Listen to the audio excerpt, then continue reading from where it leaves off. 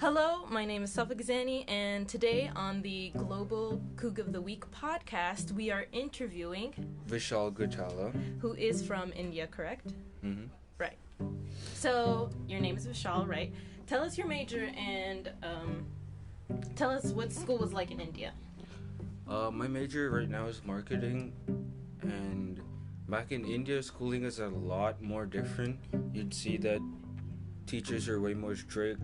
The curriculum is totally different from here. Kind of feels like back in India, schooling was more force-fed than you wanting to pick your own choice. Mm-hmm. So that's all I could say about that. So in America, it's more like you choose what you want to do, but in India, it's more like it's forced upon you what you need to do. Well, yeah, and you have a way broader spectrum of choices in America. In India, you only have a certain amount of fields you can go to. Like, back when I was doing my high school, there were only 3 different kinds of things you could do. You could either go into business, or you could go into science, or humanities. But humanities was very rare in a lot of the schools, and it's only being brought up recently because of people wanting to major in psychology, sociology, and all those other kind of subjects. But it's not as broad as it is over here in America, where you have kinesiology, insectology, studying about watermelons. I don't know. There are many things. Yeah, it's very broad over here. So how and why did you choose to come to WSU? So how did you find out about WSU, and then what was the decision where you were like, yes, I'm going to go to the United States, I'm going to study in WSU? Well, my father actually graduated from Arizona State University, and he has been living in the U.S. for 30 years. Wow. Yeah, so he kind of told me, he was like, do you want to study abroad? Since I did it, I can help you through it. And I was like, okay, and I really didn't like the education system in India, so I wanted to get away from that, and this was the perfect way for me to come to U.S. and do my education. And why WSU? Well, for the business course, I'd say it was really good from what I've heard and what I've experienced so far. And I don't know, it's a really nice place. Yeah, Pullman's very secluded. Mm-hmm. Did you grow up in a big city? I grew up in a massive city. Yeah, I did too. Mm-hmm. I really like the quiet here. Yeah? Yeah, that was the first thing I noticed. Even in Spokane, when you come in, you fly into you hear birds, and you're like, what? What's that sound? Where are the cars? You know, things like that. Okay, so enough about WSU. If you guys follow us on Instagram, you will know that I post bi-weekly. I post about a country, so like twice a month. So every day I do a different post, and this week I did India, obviously. And so now I'm going to ask Vishal all different questions about the different posts that I did this week. So the first post was about famous food in India, and of course biryani is the most famous, right?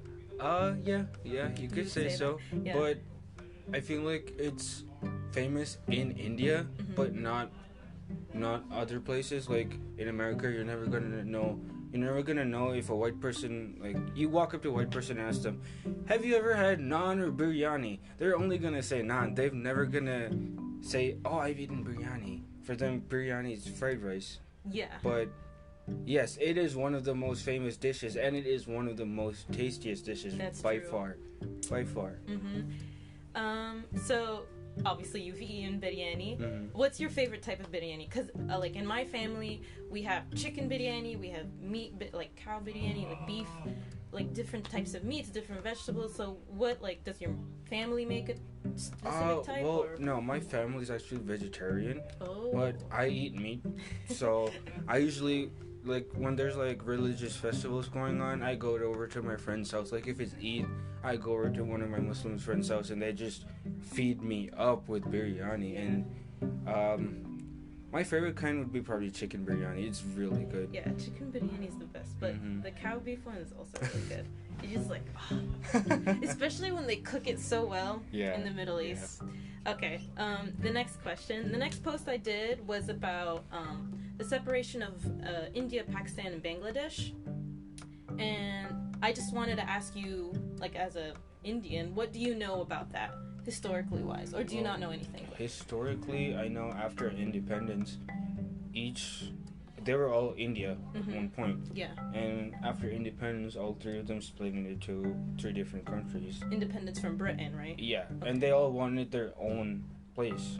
Like, they just didn't want to be one big part of India, so Pakistan became its own, Bangladesh became its own, and I don't know why for sure, but my best guess would be they just want their own independence. Yeah. And be a different part from India. Right. So Pakistan is Islam, right? It's predominantly Muslim. Yeah. And then India's predominantly Hindu, or is it predominantly Sikh? I'm not sure Hindu. about that one. They're predominantly Hindu. And Bangladesh does it have no religion? Or? No, they're mostly Muslims over there. Oh, really? Mm-hmm. That's interesting. I didn't know that. Do you know anything about the dispute over the territory of Kashmir? Yeah. This was a while back, so I'm kind of wonky on the information, but it was something saying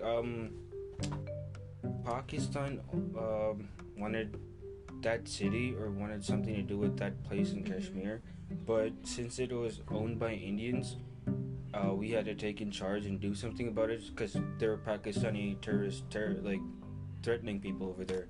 Yeah. And they did. I'm not sure what they did. I think they kept the people captive for some time. Yeah. And then they went somewhere in the Kashmir I'm wrong. They were in Pakistan. The terrorists had a hideout, and the Indians found the hideout and bombed them. So that's what I know about this dispute. So that's how that started? That's how it ended. That's how it ended? Yeah. Oh my god. Yeah. Okay.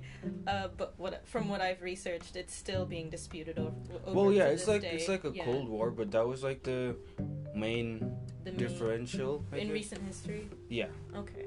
We've never had war per se with Pakistan, so this is the first thing. First dispute big between Pakistan and India. Yeah, I would agree. Did any of this, like the separation, did any of that personally affect your life in India or your family or anything like that? For me, not really. But I never asked my grandparents this. I should have probably, but I think for them it changed a lot in their life because they lived through the era of British ruling them and then all the countries splitting up. Yeah. For me personally, no, nothing whatsoever. The country is totally different. It's like a new place. So in any way, this did not affect me. So I'm lucky to be like how I was in India. But it did affect your grandparents. I'd assume so. Yeah, but you don't know. Okay. Yeah. All right. And the last post that I did was about the economy of India.